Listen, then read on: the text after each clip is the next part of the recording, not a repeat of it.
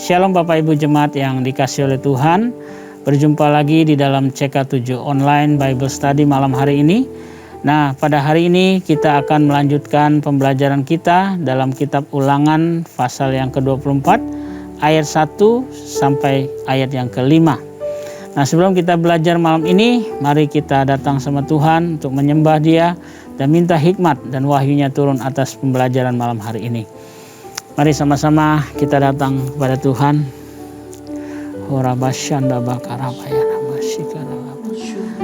Oh Jesus, Jesus, Jesus. Horibiana mashandara labayana mo.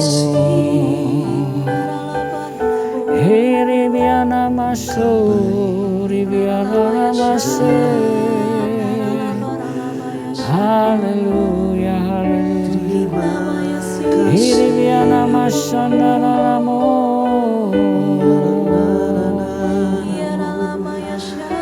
Terima kasih buat kasih setiamu. Hiribiana masuk. Hiribiara labashanda maralabayana mo.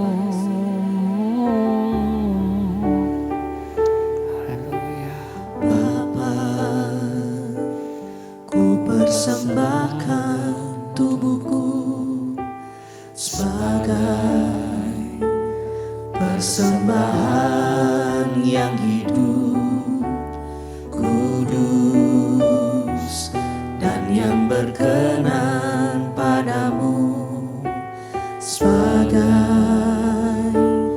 ibadah yang sejati.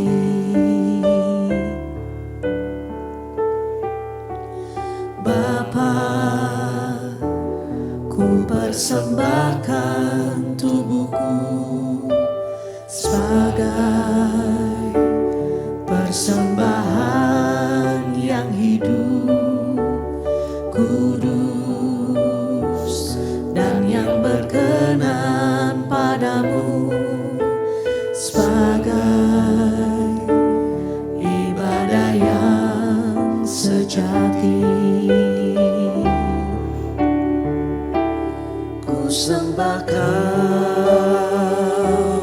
Tuhan, ku sembah Kau Tuhan, ku serahkan hidupku kepadamu untuk kemuliaan nama-Mu.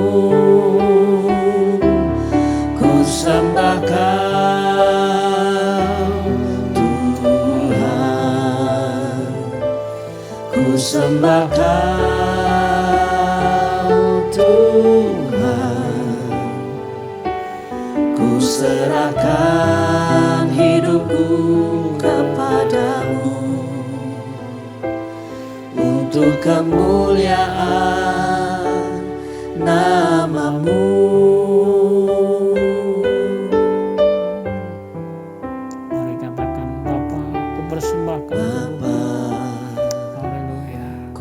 Persembahkan tubuhku sebagai persembahan yang hidup, kudus dan yang berkenan padamu, sebagai ibadah yang sejati.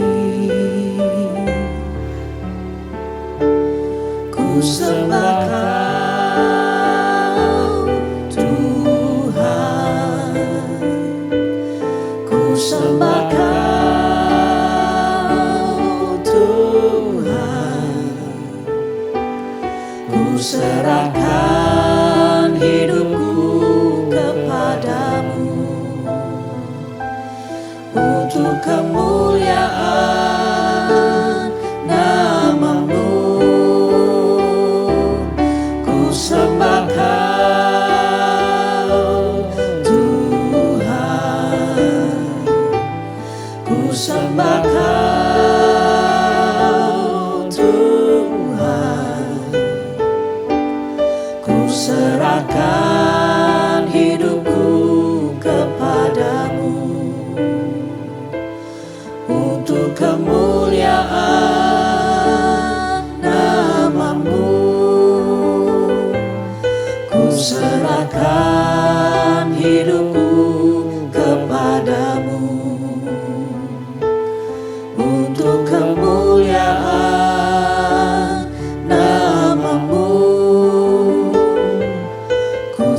Serahkan hidupku kepadamu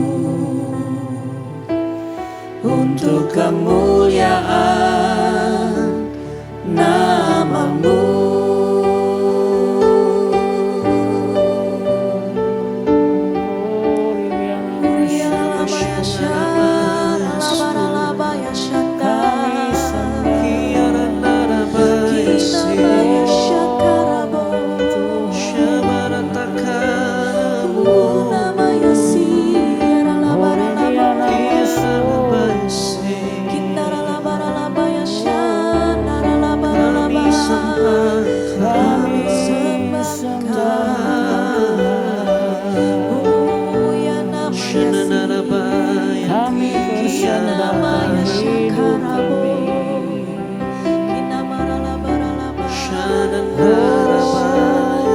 Sebagai korban bagi Tuhan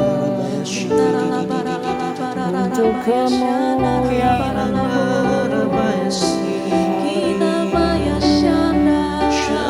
ini hidup kami Tuhan, kami persembahkan untuk kemuliaan bagi nama-Mu Yesus. Oh, biarlah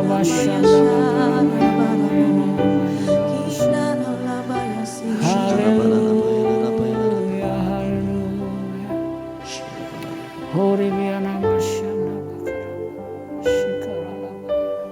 Ku tak membawa apapun juga saat ku datang ke dunia. Ku tinggal semua pada akhirnya saat ku kembali ke surga. Inilah yang ku punya, hati sebagai hamba yang mau taat dan setia padamu Bapa. Kemanapun ku bawa, hati yang menyembah dalam roh dan kebenaran sampai selamanya.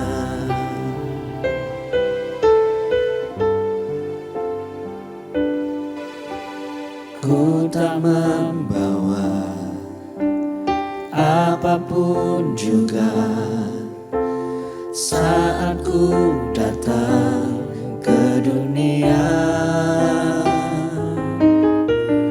Ku tinggal semua pada akhirnya saat ku kembali ke surga. Inilah yang ku punya, hati sebagai hamba yang mau taat dan setia padamu Bapa. Kemanapun ku bawa, hati yang menyembah dalam roh dan kebenaran sampai selamanya. Inilah yang ku punya, hati sebagai hamba yang mau taat dan setia padamu Bapa. Kemanapun ku bawa, hati yang menyembah dalam roh dan kebenaran sampai selamanya. Inilah yang ku punya, hati sebagai hamba yang mau taat dan setia padamu Bapa. Kemanapun ku bawa, hati yang menyembah dalam roh dan kebenaran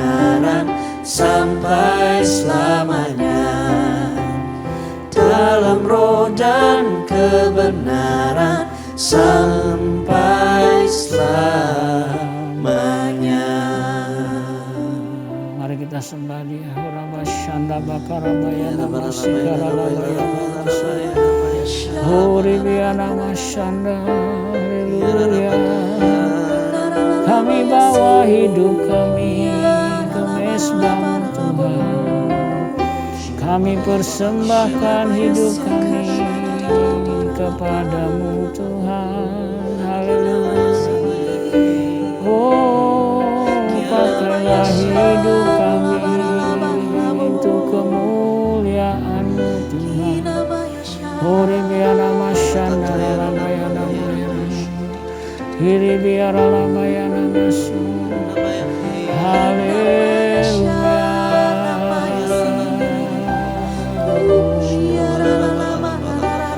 Syakaramayana mayana lamayana masu.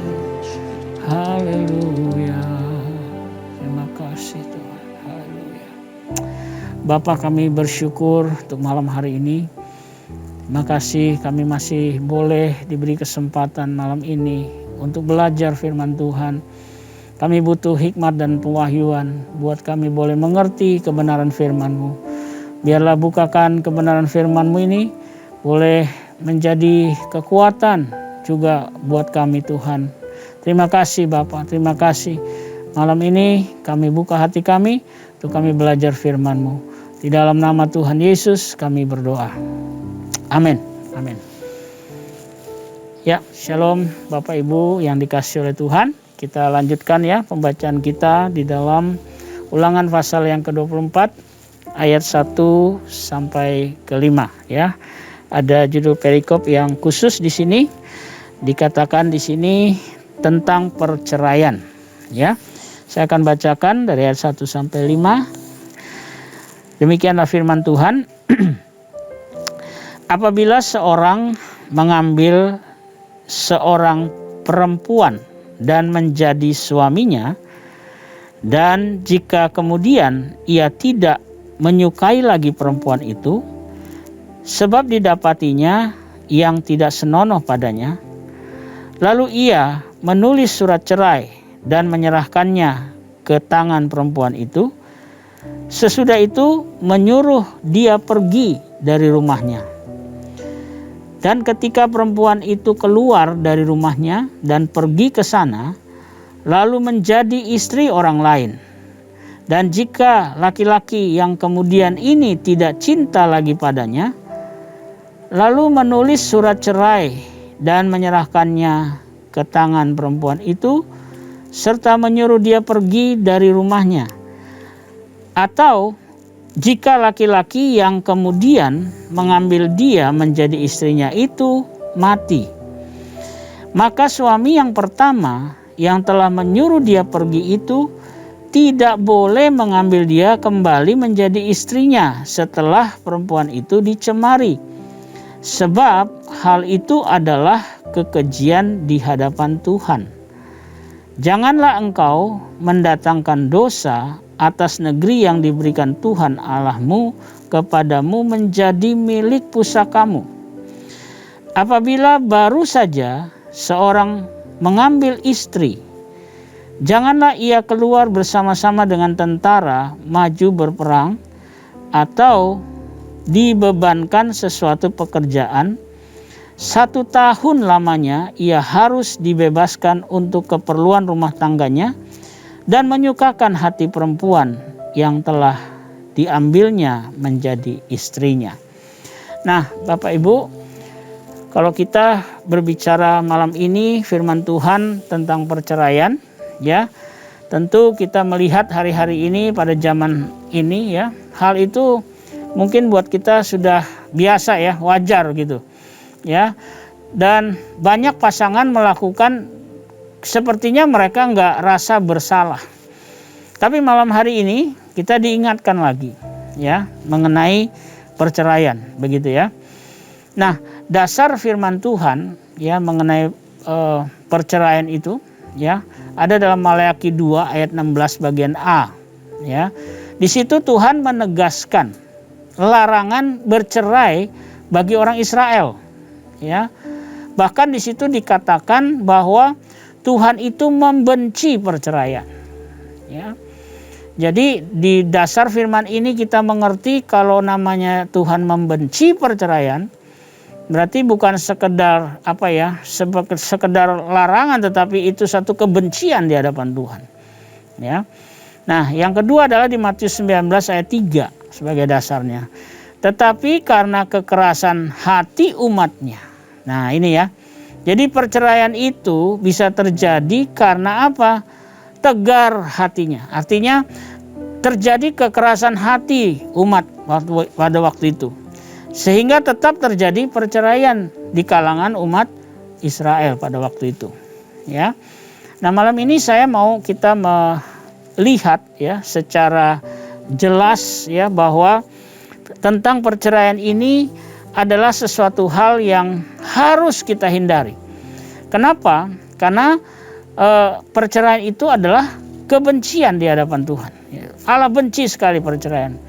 Karena perceraian itu di dalam Maliaki 2 itu ya dijelaskan di situ bahwa Tuhan itu tidak suka orang yang tidak setia, berkhianat bahasanya di situ.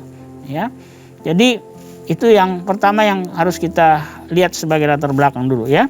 Nah, berikutnya kita akan lihat di dalam ayat 1 ini ya. Di sini dikatakan ada izin ya. Di situ tadi kita baca ada izin pemberian surat cerai kepada perempuan yang tidak disukai karena ada ketidaksenonohan yang ditemukan kepadanya ya.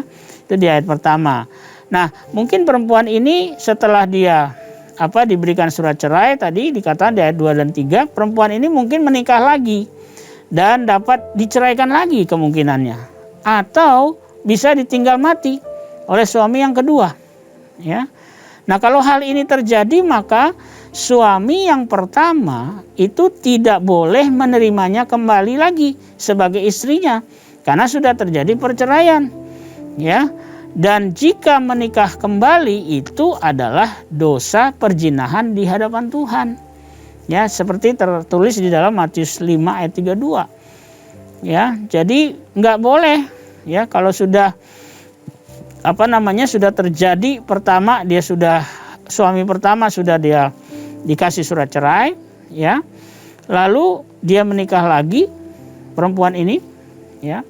Mungkin dia ditinggalkan atau suaminya yang kedua ini meninggal, suami yang pertama itu tidak boleh menikah lagi dengan dia.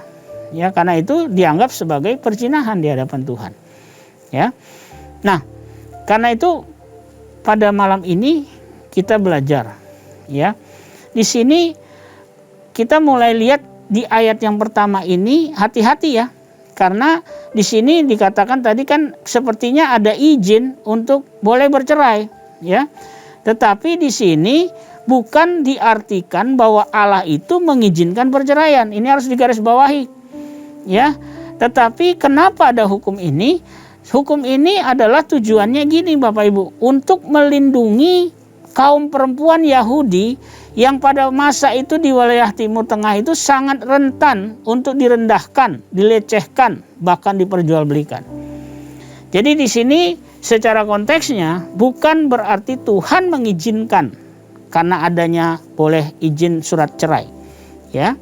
Tetapi hukum ini tujuannya, ya, bukan bicara boleh atau tidak bercerai, tetapi tujuannya adalah untuk melindungi kaum perempuan Yahudi yang pada waktu itu ya di wilayah Timur Tengah itu sangat rentan untuk direndahkan, dilecehkan, bahkan diperjualbelikan. Karena itu malam ini kita belajar, ya. Kita tetapkan hati kita bahwa perceraian itu jelas bukan Allah mengizinkan, bukan. Bahkan tadi di Maliaki saya udah kasih referensinya, ya, firman Tuhan mengatakan bahwa di situ Allah membenci perceraian. Dia tidak suka ketidaksetiaan. Bahkan dikatakan di situ jangan berkhianat. Ya. Jadi pada malam ini kita tekankan itu, ya. Jangan sampai kita punya pikiran ya untuk bercerai. Ya, itu bahaya sekali. Ya. Nah, di ayat yang kelima, di ayat yang terakhir tadi, di situ kita tadi baca apabila ada seorang ya mengambil istri, janganlah ia keluar bersama-sama dengan tentara maju berperang, ya. Nah, di sini kita melihat ya, ini satu pengertian dari Tuhan. Artinya Tuhan itu sangat mengerti dan memberi kesempatan kepada umatnya untuk menjalani kehidupan pernikahan yang indah, yang bahagia, ya, bisa menikmati dengan baik. Nah, karena itu ada kesempatan 1 tahun bagi setiap laki-laki yang baru menikah untuk tidak ikut berperang. Jadi Bapak Ibu, kita lihat di sini ya, bahwa Tuhan itu adalah Allah yang mengerti ya. Di dalam pernikahan itu butuh waktu ya. Dikatakan untuk bisa menyukakan ya pasangannya. Jadi pada malam ini ayo kita belajar ya. Jangan sampai kita punya pikiran untuk kita bercerai ya, apapun alasannya. Karena Tuhan itu tidak mengizinkan, bahkan dikatakan Tuhan membenci perceraian. Nah, apa yang kita bisa belajar malam hari ini ya? Yang pertama, Allah tidak pernah menghendaki perceraian, itu di garis bawahi. Karena sejak awal pernikahan itu dirancang oleh Tuhan, itu adalah untuk menggambarkan hubungan kasih Allah di dalam Kristus Yesus kepada umatnya. Ya, itu yang pertama. Yang kedua, ya, apa yang kita bisa belajar? Masuknya dosa dalam pernikahan itulah yang telah membuat manusia melakukan dosa perceraian. Dan kemudian timbullah dosa-dosa yang lain, ya. Jadi ada akumulasinya begitu. Ya, makanya hati-hati di dalam pernikahan kita, jangan izinkan dosa ini masuk. Ya. Yang ketiga, jangan memberi kesempatan dosa masuk dan bertumbuh dalam pernikahan kita. Mungkin karena kita terlalu sibuk, nggak punya waktu untuk keluarga. Ini juga bisa memberi kesempatan untuk dosa itu masuk. Ya, kalau saya pelajari di dalam konseling biasanya juga ada permasalahan yang namanya tidak dibangunnya komunikasi. Kenapa? Karena memang nggak ada waktu. Nah, komunikasi itu sangat penting dalam pernikahan juga. Karena itu jangan sampai suami istri itu nggak punya komunikasi yang baik. Ini harus dibangun, ya. Punya waktu untuk belajar membangun sebuah komunikasi yang baik, ya, supaya jangan ada kesempatan bagi dosa untuk masuk. Ya, yang keempat, yang terakhir, jaga hidup pernikahan kita di dalam kekudusan dan kesetiaan. Mengapa? Karena Tuhan menghendaki setiap pasangan untuk menghindari yang namanya perceraian. Ya. Jadi pernikahan itu harus kita jaga baik-baik, harus kita perjuangkan. Jangan sampai kita berakhir di dalam namanya perceraian.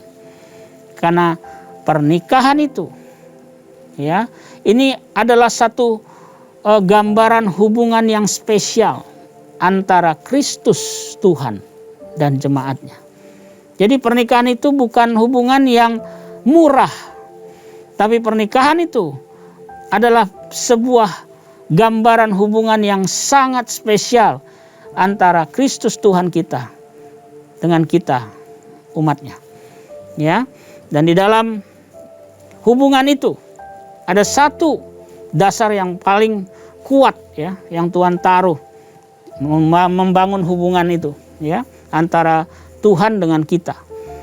Ada satu dasar yang kuat yang namanya kasih daripada Kristus. Nah, selalu saya ingatkan bahwa kasih Kristus kepada kita. Ada 3 hal yang selalu kita harus ingatkan. Yang pertama, kasih Kristus itu tidak bersyarat.